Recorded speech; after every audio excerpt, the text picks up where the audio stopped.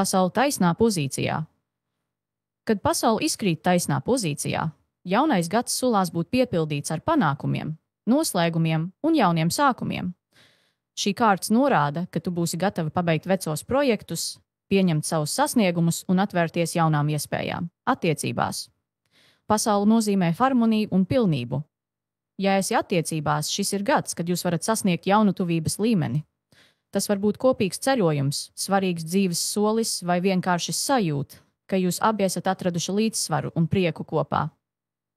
Ja esi viena, pasaule norāda uz iespēju satikt kādu, kurš papildinās tavu dzīvi un palīdzēs tev justies pilnīgai.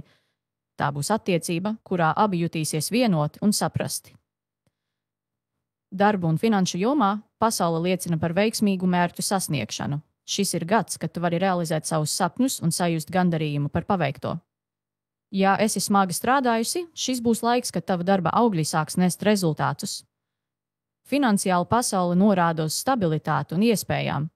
Tas var būt gads, kad vari piepildīt kādu lielāku sapni, iespējams iegādāties kaut ko nozīmīgu vai investēt nākotnē. Un zini, pasaule tev atgādina, ka dzīve ir kā liels ceļojums, nevis tikai gala mērķis, bet arī viss, ko piedzīvo ceļā.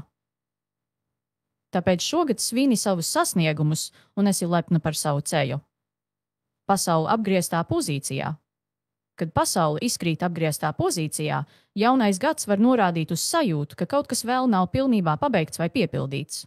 Tas ir laiks, kad tu, iespējams, jutīsi, ka esi tuvu mērķim, bet tev vēl jāveic pēdējais solis, lai sasniegtu pilnību. Attiecībās šī kārts var norādīt uz nepilnīgu saikni vai sajūtu, ka kaut kas pietrūkst. Ja esi attiecībās, iespējams būs jārisina jautājumi, kas līdz šim palikuši neizrunāti. Tas ir gads, kad jūs abi varat strādāt pie tā, lai atrastu jaunu līdzsvaru un stiprinātu savu saikni. Ja esi viena, apgrieztā pasaule aicina tevi paskatīties, vai tu pati neesi uzlikusi sev kādus ierobežojumus, kas traucē pilnībā atvērties mīlestībai. Ir laiks ļauties jaunām iespējām un pieņemt sevi tādu, kāda esi. Darba un finanšu jomā šī kārts norāda uz kavēšanos vai sajūtu, ka viss nevirzās uz priekšu tik ātri, kā gribētos. Iespējams, tev būs nepieciešams pārskatīt savus plānus vai stratēģijas, lai atrastu veidu, kā pabeigt iesāktos projektus. Finansiāli apgrieztā pasaule aicina būt uzmanīgai ar tēriņiem un neļauties nepārdomātiem lēmumiem. Labāk rūpīgi pārskatīt savu budžetu un plānot nākotni. Un atceries, apgrieztā pasaule tev saka, ka pat tad, ja viss nešķiet pilnīgs, tas nenozīmē, ka tu neesi uz pareizā ceļa. Kā saka, katra mazā uzvara ir solis tuvāk lielajam mērķim.